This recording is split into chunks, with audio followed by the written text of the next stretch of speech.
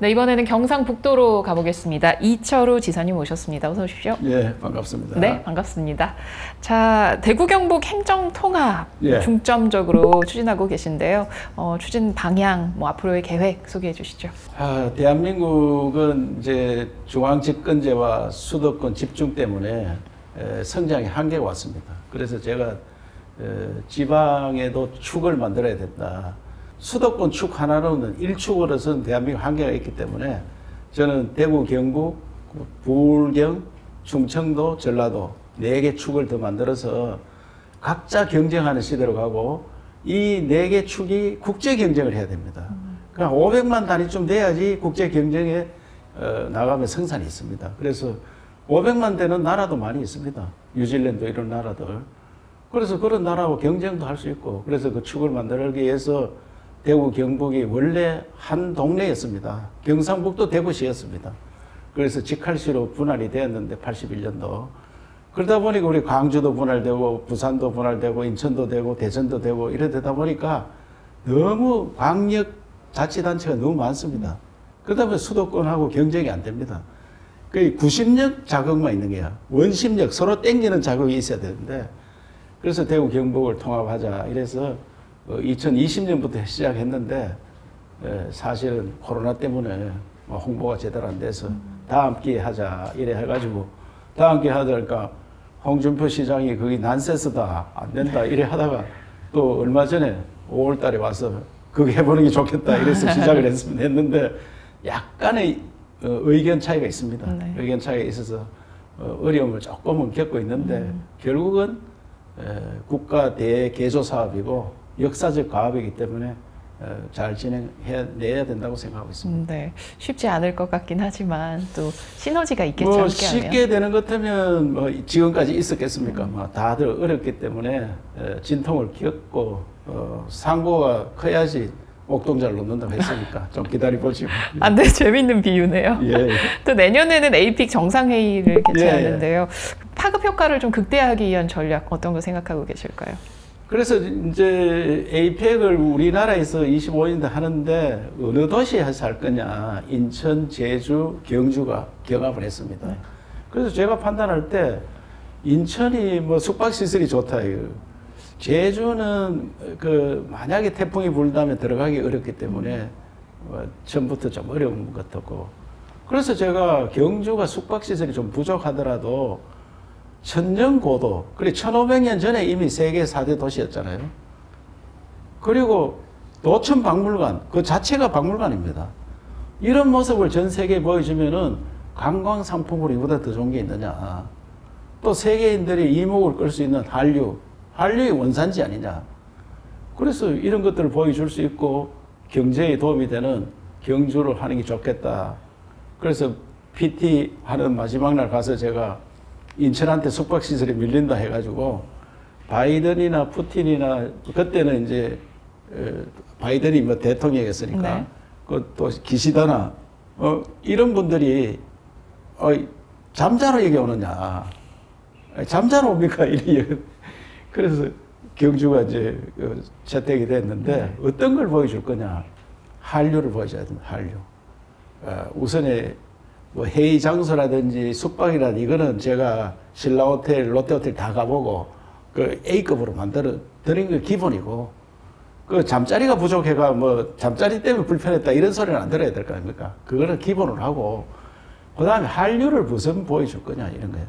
그래서 한복의 멋이라든지 그 다음에 로봇, AI가 안내를 하는 로봇 달린 AI가 바이든하고 대통령이 누가 해리스가 되든 트럼프가 되든 악수를 하면서 안내를 하고 그 다음에 식탁에서 AI 로봇이 왔다 갔다 하면서 한국의 기술 그 다음에 과학 또 문화 예술 보여줄 건 다 보여줘서 특히 이 사람들이 불국사에서 한복 입고 사진을 찍었다. 한복이 너무 멋있습니다. 한 1000명이 모여가 있는데 한복 입은 사람이 있는데 그 중에 한 사람, 두 사람이 양복 입잖아요. 굉장히 초라해 보입니다. 한복은 무슨 단체로 입고, 특히 여성들은 단체로 있으면 1000명이 있으면 1000가지 색깔, 1000가지 모양입니다. 이런 모습을 보여줘서 대한민국을 세계에 한류 또 과학 기술을 내놓을 수 있는 세계 최첨단 국가를 보여주는 그런 계기가 되라서. 네. 내년에 경주에서 에이펙 정상회의 어떻게 치러질지 지금부터 준비 열심히 하셔서 기대 많이 하겠습니다. 그려지지 모습이. 아, 네. 자, 그리고요. 신공항 이전도 신공항도 추진 중이시더라고요. 예. 의성으로. 예. 맞죠? 지금까지 어떻게 진행되고 있습니까? 신공항은 이제 이걸 대구에 있는 군사 공항을 민간 공항과 같이 있잖아요. 그걸 이전하는 겁니다. 이전하는데 2030년에 마무리를 하고 지금 차곡차곡 준비 중인데 기부대 양녀 방식이거든요. 기부대 양녀란 말을 국민들이 잘 모르는데 네. 일단은 공항을 잘 지어서 대구시에서 나라에서는 그 현재 있는 땅을 줍니다. 땅. 그 K2 부지인데 230만 평을 줍니다. 그러면 이거는 우리가 560만 평을 사서 땅을 만들어 주는데 지금 그러다 보니까 기업들이 공사를 해야 되는데 기업들이 굉장히 좀 어려움을 겪고 있어요. 왜? 이 공사하는데 몇 년 걸리고 또 땅 개발가 돈을 받아내는데 몇 년 걸릴까? 적어도 한 14, 15년 걸립니다. 그때 돈을 뺄 수 있느냐? 그래서 지금 막 덤비질 않고 있는데 그래서 국가에서 좀 어차피 나라 공항 짓는 건데 그렇게 했으면 좋겠다는 생각이 들고 여러 가지 방안을 강구 중에 있습니다만 대구시에서 적극적으로 하고 있습니다. 대구시에서 시 주고 기부대 양녀를 대구시에서 책임지고 하는 겁니다. 땅은 경북 땅으로 오지만 대구에서 공사를 해야 됩니다. 아, 그래요? 예, 그래서 저는 옆에서 좀 힘을 보태고 있습니다. 이래저래 대구와 협력이 여러모로 잘 돼야겠네요. 예. 그러면 신공항이 개항하는 2030년쯤에는 의성의 모습이 어떻게 달라져 있을까요?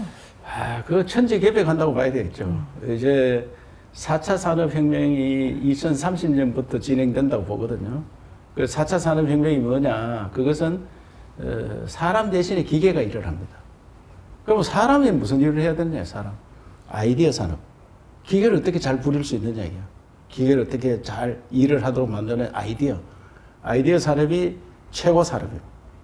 그래서 아이디어 산업은 대학과 연구 이런 것들이 사람들이 많이 해야 되고 그 다음에 인간은 본능으로 돌아갑니다.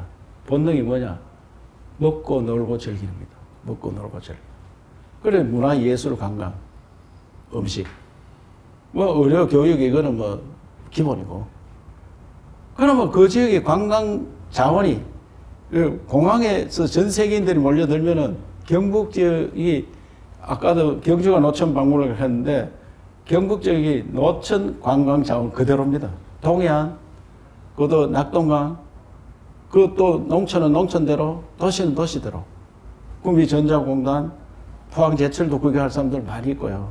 그러면 의성, 군위 의성이거든요. 군위 의성 지역은 완전 신도시가 들어서가지고 새로운 산업이 많이 일어나고 또 항공물류 산업이라든지 많은 산업이 거기서 일어날 거고 그래서 저는 거기를 통해서 세계로 K푸드가 수출되는 세계인들이 한국 음식에 굉장히 매료대가 있어요.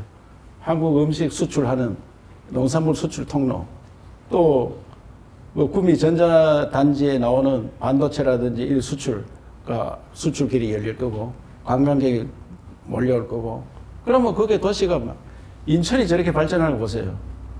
제2의 인천 이런 형태로 군이 의성이 될 거다 이렇게 생각합니다. 그럼 청사진을 갖고 계시군요. 예. 자, 국가적 위기로 저출생 위기가 대두되고 있는데 각 시도마다 이런저런 이 위기 극복을 위한 정책들 내놓고 계신데요. 경북은 또 어떤 걸 추진하고 있습니까? 제가 원래 1월 달에 그 저출생과 전쟁을 선포하고 모든 업무에 앞서서 저출생과 전쟁을 해라. 조직도 뭐 저출생 전쟁 본부도 만들고 또 우리 예산도 거기에 대부분 거기에 투입해라. 또 우리나라 돈과 부족하면은 기금을 받자.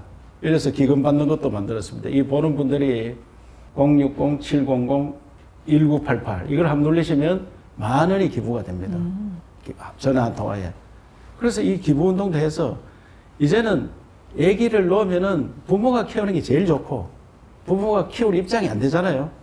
안 되니까 이것을 부모가처럼 키울 수 있는 그래서 저는 어떻게 하느냐 아파트 1층을 우리가 다 매입을 해서 그게 가장 아기를 잘 키우는 선수들 선생님들을 뽑아서 그 출근할 때 아기를 몇 개 놓으면 퇴근할 때 아기를 받아가는.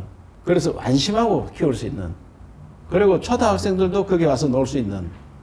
그리고 그 옆에 경로당도 만들어서 경로당에 계시는 분들도 아기들을 이제 테스트해서 아기들을 잘 볼 수 있는 학교 선생님을 했다든지 유치원 계셨다든지 이런 연습하는 어른들이 아기들하고 같이 놀 수 있는.